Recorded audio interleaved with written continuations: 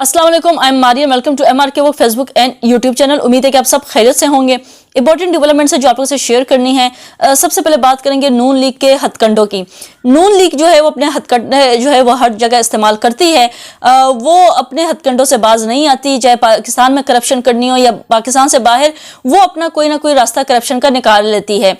अब हुसैन जो हसन नवाज हैं, उस हवाले से खबर है जो लंदन हाई कोर्ट है उसने हसन नवाज को जो है वो दिवालिया करार दे दिया है। शरीफ फैमिली का जो रद्द-ए-अमल है इस हवाले से अब सामने आ गया है। जो फैसला आया है उसमें साबिक वज़ीर-ए-आज़म नवाज शरीफ के बेटे हसन नवाज की कंपनी को लंदन हाई कोर्ट की जानिब से दिवालिया करार देने पर शरीफ फैमिली ने रद्द-ए-अमल दिया है। और उन्होंने कहा है, और उन्होंने जो इल्ज़ाम है वो आपको यहाँ मेंशन करूँ कि बड़ा फ़नी किस्म का उन्होंने इल्ज़ाम आयद किया है और उसका रद्द-ए-अमल भी सामने आया है।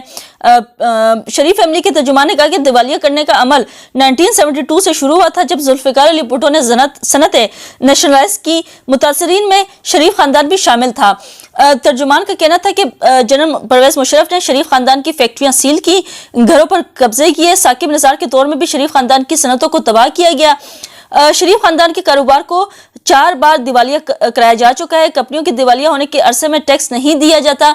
यानी अब पॉइंट आप लोगों के सामने मेंशन हो गया कि जब दिवालिया होते तो टैक्स नहीं दिया जाता। तो बाहर भी इन लोगों ने, ये मैंने कहा ना, हथकंडे इस्तेमाल करते, तो टैक्स से बचने के लिए इन्होंने कहा कि जो कंपनी है हसन नवाज की वो दिवालिया है, चले अब इस रूल में आ गए हैं कि हमें टैक्स नहीं देना पड़ेगा। बरतानवी अदालत ने हसन नवाज की इसी मौक़िफ़ को दुरुस्त करार दे दिया है।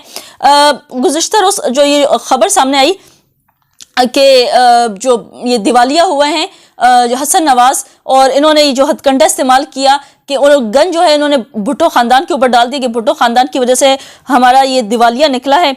इस पर जो मौक़िफ़ आया है वो आप लोगों से शेयर करती हूँ। पाकिस्तान पीपल्स पार्टी के रहनुमा जो है नदीम असल चंद, उन्होंने अपना मौक़िफ़ दिया है इस हवाले से, और उन्होंने कहा है कि जो कौम को हकीकत बताएं कि आपने अपने आप को इसलिए दिवालिया ज़ाहिर कर दिया कि आप टैक्स से बच जाएं।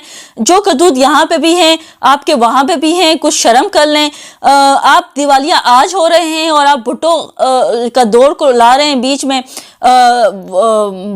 बरतानिया में आप जो है वो अब दिवालिया हो रहे हैं। पीपल्स पार्टी रहनुमा का कहना था कि अगर इन्हें पीपल्स पार्टी ना रोके और उनकी क़यादत की जानिब से इनको ये रिस्ट्रिक्शंस ना हो तो वो इनका कच्चा छट्टा खोल कर सबके सामने रख देंगे नून लीग का कि इनका क्या है।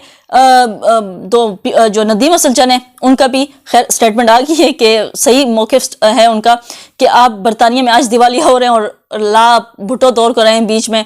खैर ये एक अहम खबर थी। इसके साथ साथ जो खबर है, तलाल चौधरी कहते हैं कि पाकिस्तान तहरीक इंसाफ का एहतजाज नंद भावच की अंदरूनी लड़ाई की भेंट चढ़ चुका है। हुकूमत को कुछ करना नहीं पड़ेगा। फैसलाबाद से तो 20,000 लोग लाने के लिए भी पब्लिक ट्रांसपोर्ट नहीं है। बयान में कहा, तलाल चौधरी का कहना था कि खैबर पख्तूनख्वा की वज़ाला के दान दिखाने के और जबकि खाने के और हैं। उन्होंने कहा कि हुकूमत की आंखें खुली हैं, पाकिस्तान को नुकसान पहुंचाने नहीं दिया जाएगा, माफ़ी गुनाहों की सज़ा के बाद ही मिलेगी। नून लीग के रहनुमा को कहना था कि 24 नवंबर का एहतजाज, जिसको ये आखिरी कॉल कहते हैं, इनके सियासी ताबूत में आखिरी कील साबित होगी। जैसे कि बैरिस्टर सैफ ने कहा था कि हुकूमत के ताबूत में आखिरी कील साबित होगी, और हुकूमत की जानिब से कहा जा रहा है कि इनके ताबूत में आखिरी कील साबित होगी। देखा जाएगा कि इनके ताबूत में आखिरी कील ये साबित होगी। गवर्नर सिंध का भी इस हवाले से 24 नवंबर के एहतजाज की कॉल के हवाले से स्टेटमेंट सामने आई है, और उन्होंने कहा है कामरान खान टिसोरी ने पाकिस्तान तहरीक इंसाफ के 24 नवंबर की मार्च की कॉल को मिस कॉल करार दे दिया है। उनका कहना था कि पीटीआई के कारकुनान अपनी तवानाई 3 साल के लिए संभाल कर रखे, फिलहाल इनकी कॉल में मिस कॉल ही रहेगी। गवर्नर हाउस में स्वीडन की सफीर से मुलाकात के बाद मीडिया से गुफ्तगू करते हुए उनका कहना था कि मुल्क के तहफ़्फ़ुज़ और माशी निज़ाम मजबूत हाथों में है, भड़के बड़ी बड़ी मार रहे हैं, ये कॉल मिस कॉल ही रहेगी। गवर्नर सिंध ने मुकेश चावला से सूबाई वजीर के ओहदे का हल्फ भी लिया। हर बरतारी की तकरीब के शुरका की गर्मा गर्म हलीम और जलेबी से तवाज़ा की गई, जिस पर वज़ीर सिंध मुराद अली शाह और सूबाई वज़रा ने गवर्नर सिंध से इज़हार तशक्कुर किया। फैजल वार्डो की भी स्टेटमेंट आ गई, जो है बरसाती कीड़ा बने हुए टाइम टू टाइम सीजन में निकल आते हैं, सीजनल इंसेक्ट हैं ये, जब निकलते हैं कुछ ना कुछ बोल के फिर अपने बिल में वापस चले जाते हैं। अब दोबारा बिल से बाहर निकल के थोड़े अरसे बाद निकल के बोलना शुरू कर देते हैं, और आजकल तो बिल से निकले में और बोले ही जा रहे हैं। फैसल वार्डो ने कहा कि मेरा चैलेंज इमरान खान नवंबर में रहा नहीं हो सकेंगे, हमेशा की तरह तहरीक इंसाफ का ये शो भी फ्लॉप होगा। फैसल वार्डो ने कहा कि पीटीआई इस वक्त धड़ेबंदी का शिकार है और एक MP है, 50 लोग भी लेकर आ गया तो मैं इसको सलाम पेश करूंगा। उन्होंने कहा कि इस एहतजाज में रियासत 9 मई के मिसिंग لوگوں کو تلاش کرے گی. اگر مراد سعید احتجاج میں آ گئے تو پھر عمران خان اور فیض حمید کو کوئی نہیں بندہ جو ہے وہ بچا سکے گا. فیصل واڈر نے کہا کہ خیبر پختونخوا بھارت نہیں بلکہ بھارت کا پاکستان کا حصہ ہے. اگر کے پی میں کوئی تماشا ہوا تو دھاوا بولنے میں دیر نہیں لگے گی.